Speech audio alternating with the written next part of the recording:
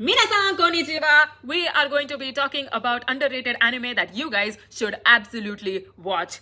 And these anime are underrated because I am comparing them to the other popular anime which rival these anime in terms of story. And this might be relative. What anime may be underrated according to me may not be that underrated according to you. So feel free to chime your opinions in the comment section down below about this. Now let's get started. So the first anime on this list that you absolutely should watch and sacrifice your sleep for is Blue Exorcist. Guys, I think Blue Exorcist deserves the same amount of popularity as My Hero Academia. Okay, because it is such a good shonen. Blue Exorcist is your go-to anime if you miss shows like Supernatural or Grimm or Lucifer. Okay, so Blue Exorcist revolves around our protagonist Rin Okamura, who finds out that he is the son of Satan, Shaitan, Satan, whatever you want to call him. And when he goes to confront his foster father, Shiro Fujimoto, who is a paladin, a head exorcist at the monastery these people grew up in, Shiro is just like, okay, you know what, it's not safe here anymore, we have to evacuate. And Rin obviously lashes out at Shiro, saying that, listen, you raised me for so many years, but you are not my dad, you and I are strangers now, so stop pretending to care about me. And Shiro obviously gets angry about this and slaps Rin across the face. And little does Rin realize that this is going to be the last conversation he and Shiro ever have, because at that time Shaitan decides to strike and kills Fujimoto in the process when Fujimoto is trying to protect Rin. So Rin gets out of the monastery safe with Shaitan temporarily subdued and joins the True Cross Academy. Now, Rin's twin brother Yukio did not inherit the powers of Shaitan, and Yukio is the instructor at the True Cross Academy.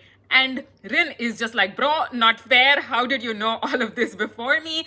And the True Cross Academy is run by Mephistopheles, the king of time himself. And Mephisto is also a demon, but he is just like, listen, I'm just fascinated by what you humans do. So for now, I just decided to let the world exist as is.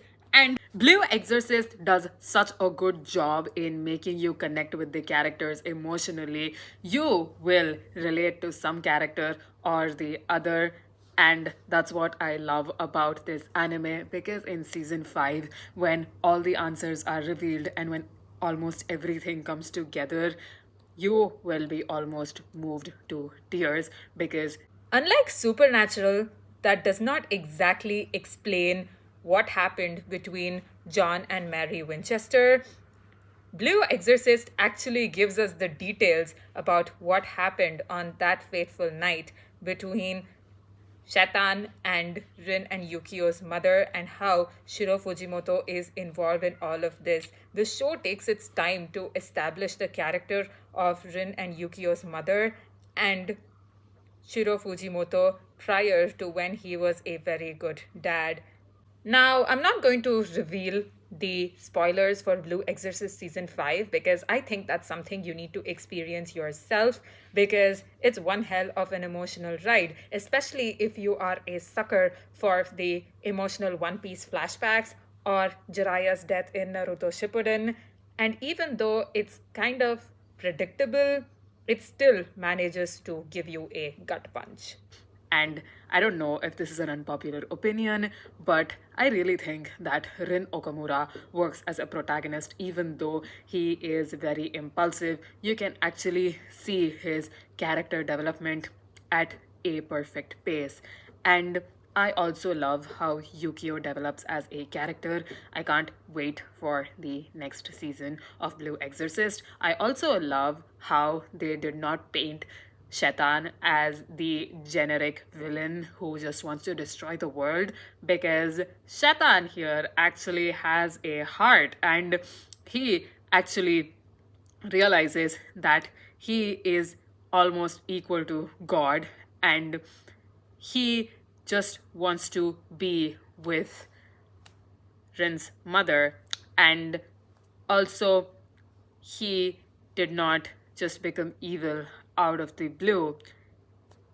In the anime, it is said that the knowledge made Shaitan what he is. Which means, kids, do not go to school and study if you truly want to be a good person. But jokes apart, guys, I also love how they develop Lucifer as a character, even though Lucifer gets very less screen time.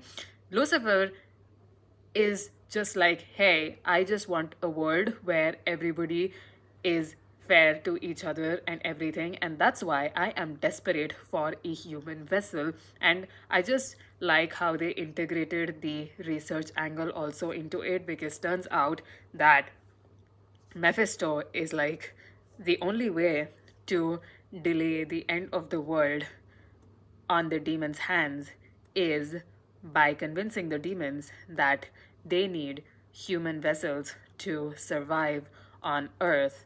And whenever a demon possesses a human as a vessel, then chances are that the vessel will kind of decay within 50 or 40 years. But if you're a strong demon like Lucifer, then it doesn't even last 10 years. So that's a pretty unique take. The next anime on this list is called The Betrayal Knows My Name, and this anime is one of the reasons for the making of this video, because The Betrayal Knows My Name is criminally underrated. And if you're someone like me who has eaten up fantasy novels like The Shadowhunters, The Dark Artifices, The Throne of Glass, The Priory of the Orange Tree, Shadow and Bone, then you are going to enjoy The Betrayal Knows My Name. It is a hidden gem.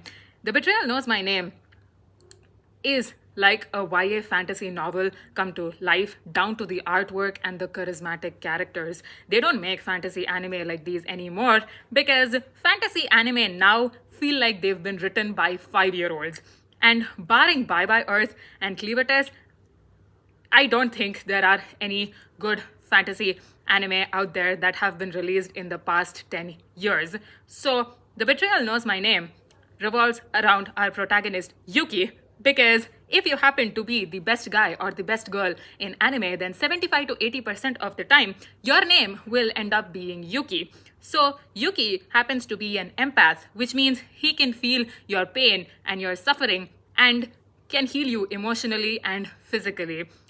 And Yuki connects with people on an emotional level. He manages to see the good in people and manages to heal their suffering or empathize with their pain. Yuki is an orphan, and he kind of leads a normal life, like going to school, trying to get a job, and all of this changes when he meets a mysterious man named Luca or Zes, and he is immediately thrown into a war between the Zwilts and the Duras, because Yuki possesses a power called the God's Light, which is a great deal to the Zwilts and the Duras and is the center of the conflict. Now, Yuki doesn't want to be in the center of the conflict. He just wants the world to be a better place. And that makes him such a lovable protagonist, because Yuki is essentially the male version of Tohru. And you are going to get invested in Luca. He is simply such a badass, but also has gotten the vibe of the dark, mysterious guy you usually see in the fantasy novels. And there is some hint of yaoi romance right here. So bonus points to the anime for that. There are also other characters that are interesting, like Sodom or Hotsuma or Kanata-san and Takashiro-sama. So the problem with Betrayal Knows My Name is that it feels like book one of a larger fantasy novel series. And that's because it is, because the anime only adapts half the manga. So if you want the answers to the questions that the anime has set up, then you need to work really hard on hunting the manga down and getting the answers for what happened between Yuki and Luca in their previous life, or what is the conflict between the Zwilts and the Duras really about, and how powerful are the Opas and what do they really want, what is their plan. for using the god's light. And don't let that stop you from watching the anime, because this anime really gets the nostalgia of the fantasy novels right, and it gets an 8 out of 10 for this. So I highly recommend you check out Betrayal Knows My Name. Let's move on. The next anime on this list is Kono Ototomare. Now, guys, if you love musical anime, then you should check this out, because Kono Ototomare is as good as The Forest of the Piano, and maybe even Your Lie in April if you don't want therapy after watching Your Lie in April. So, Kono Ototomare revolves around our protagonist, Kudo Chika, who shares the same voice as Bakugo, if you believe it or not. And Kudo lives with his grandpa, who used to make this instrument called koto, and koto is kind of like a veena, but it has 16 strings. The smaller koto has 14 strings, so when you play the koto, you can actually tell the difference between different tones and stuff, and that makes this anime better than some of the musical sequences in Your Lie in April, because Your Lie in April has piano sequence after piano sequence after piano sequence, and since I'm tone deaf, I think I can't tell which sounds better and which doesn't. But for Kono Ototomare, you can actually tell who is worthy of winning. And although Kono Ototomare gets predictable at some point of time, you still root for the characters and you're still hooked to the story. So Kudo Chika is a delinquent, and because you tend to make a lot of enemies when you are a delinquent, his enemies just thrash his grandpa's place, and because of the stress, Kudo's grandpa kinda dies, and now Kudo has to live with his aunt, and he joins a new school, which has a Koto club that is on the verge of extinction, because the Koto club has only one member, and it is up to Kudo to revive the Koto club. And how these people just make friends with the other members of the Koto club and work hard to play the Koto in the competition and dream of going to nationals form the crux of Kono Ototomare. So this anime gets an 8.5 out of 10 because I love the characters. So I think that if you are looking for something to motivate you, then Kono Ototomare is a decent try. However, if you guys are not willing to spend your calories on Blue Exorcist or Kono Ototomare or any shonen for that matter, and just want to sit down and watch a slice of life and a comedy at that, and just do lighthearted stuff, then don't worry, I'm there for you.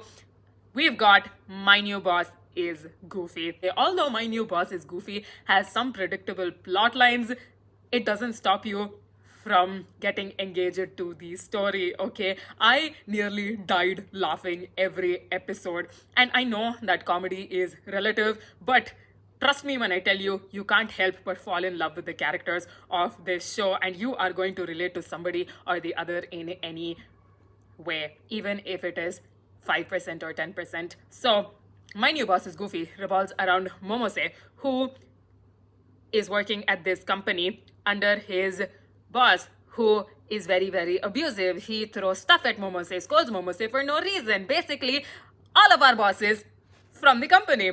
So Momose decides to quit his job because he couldn't tolerate his abusive boss Kureno-san, and decides to apply for this new company and works under his new boss, Shirosaki-san. Now, I think everybody should have a boss like Shirosaki-san, because Shirosaki is unintentionally clumsy, so clumsy that he is going to make you laugh to death, and also he will care about you so much so that he will offer you to live with him if you think that your abusive boss is going to stalk you.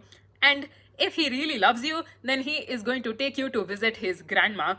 And also, guys, Shirosaki has a very cute cat named Hakuto. So, if nothing else, please stay for Hakuto-chan. And we also have the side characters who are equally entertaining. Also, My New Boss is Goofy has some yaoi undertones to it, but I think Shirosaki and Momose are a very platonic couple, and so are they side couples. And if you are planning to escape from the reality of your harsh corporate life, then My New Boss is Goofy is just for you. Trust me, guys, if you're exhausted from stand up comedy, then this anime will lift you right up. My New Boss is Goofy gets an 8.5 out of 10. Let's move on. The next anime on this list is Orange. Guys, let's get serious here for a minute, okay? Now, I think Orange deserves the same recognition as The Silent Voice, and the way depression is portrayed in Orange is fairly accurate. And if you guys take anything away from this video, then I suggest you watch Orange because it is that necessary. And Orange has some serious themes because on the outside, Orange might seem like your run of the mill slice of life shoujo romance anime, but it is much more than that. Orange deals with our protagonist here, Naho, क्योंकि इस लड़की से ना हो पाएगा. Naho से क्या ना हो पाएगा, guys? Naho is just like your classic female shoujo protagonist, okay? She takes more than 24 hours to figure out what to do with our main lead, and you want to yell at her through your screens to actually give her some sensible advice and to use her head. But what makes Naho different is that in the first episode of the anime, Naho receives a letter from herself 10 years into the future who tells her that her classmate Kakeru, who is a new guy there, will commit suicide on this particular day, and Naho and her friends must do everything to stop Kakeru from committing suicide. And Naho's friend group is an ideal friend group, the green flag friend group that I think everybody must have, but unfortunately, we're all not that lucky, okay? So, the way depression is portrayed through Kakeru's character is mind-blowing. Guys, if you don't have any idea about depression or how your friend feels when they are depressed, then watch this anime to get a fair idea, because Kakeru here is depressed, okay? And you don't get that idea from the get-go, because Kakeru is always smiles and cracks jokes and is just like Kazehaya in this sense. But deep down, he is depressed because on the first day of school, his mother unalived herself, all because Kakeru just said that, listen, I'm not a kid anymore. I need to hang out with my friends and I will be coming home late. And this was not the prime event that triggered Kakeru's depression, because Kakeru's depression was building up slowly ever since he was a kid, okay?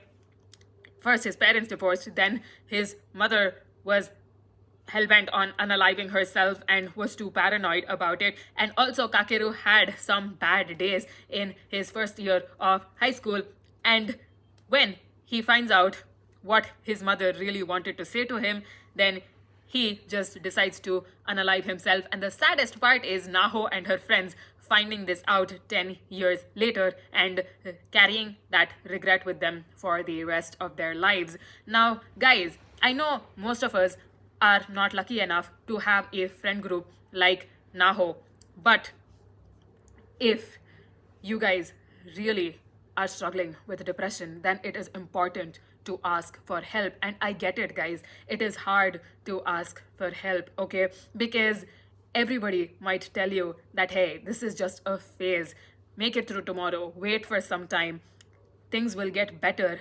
But as Kakeru says, the most painful part about depression is living to see another day, because you never know when the next day is going to be sadder than your last. And to keep living is the most painful thing for depressed people. So if you guys struggle to ask for help, then I think this anime is just for you, because it will connect with you in some way. And that's why I think everybody should watch Orange. And this anime teaches you how to notice people around you and gives a very strong message about the importance of mental health. Okay, so If you are upset about 13 reasons why being a pathetic trashy portrayal of mental health, then Orange is just for you. Please watch this anime, guys. I cannot recommend it enough. Orange gets a 9.5 out of 10. We have Kakeru, we have Naho. Suwa is my goat, undoubtedly. He is my favorite character in all of shoujo anime, period. And on that note, let's move on to the next one. The next anime on this list is Erased. Now, guys, if you love to play detective, then Erased is just for you. As for me, I was able to figure out who the killer was within the first 5 episodes, but that didn't stop me from dropping the anime because I wasn't able to predict where the story was going to go after the killer was caught. So, Erased revolves around our protagonist Satoru, who is a manga artist but also works as a delivery guy at a pizza shop at the same time. And one night, Satoru is accused of killing his mother and knows that somebody is framing him. Now, our protagonist, Satoru here, is special because for him, the time rewinds only a few minutes before any accident or any mishap is going to happen for him to erase the mishap. So now Satoru goes back in time when he was a primary school kid to stop Hinazuki, the killer's first victim, from being killed and stopping the killer's killing spree. And guys, I'm so sorry I didn't warn you about this in Takopi's Original Sin, but Erased deals with depressing topics such as child abuse and pedophilia. So proceed with caution if you want to dive headfirst into this anime.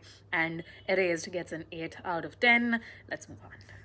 Let's dive into the dystopian genre with Ergo Proxy. This anime is certainly very different from any dystopian themed media I've ever seen because Ergo Proxy ends on a very open-ended note. So, Ergo Proxy revolves around our protagonist, Real here, who is an officer under her grandfather's firm. And in this world where humans coexist with auto reeves, Real comes across a monster which is called as Proxy and needs to find out the truth behind the existence of the proxies while investigating a runaway criminal named Vincent Law.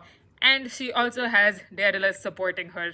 Now, Ergo Proxy has some sequences that do not make sense if you think about it really carefully because you have Real on the run from the city 1 minute and the next minute it just shifts into a game show and the next minute you just have our characters dreaming about something else and the next minute it just shifts into a Looney Tunes cartoon. So if you love wacky shows like that, then Ergo Proxy is just for you. And if you've heard of the meme that do you think God stays in heaven because he is too afraid of what he created?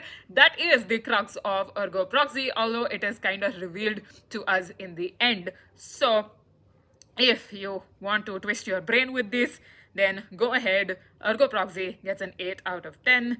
While we are still in the dystopian genre, let's talk about the anime that brought me back into the dystopian genre, number 6. Now, guys, I had lost interest in the dystopian themed stories because of reading trash like Divergent, okay? So it took me a while to get back into it, and number 6 is the anime that reincarnated my interest into the dystopian themed stories. So I owe a lot to number 6. Number 6 revolves around our protagonist, Shion, who is the perfect model citizen, gets good grades, and lives in this perfect dystopian city. But he makes the mistake of showing kindness to a refugee named Nezumi.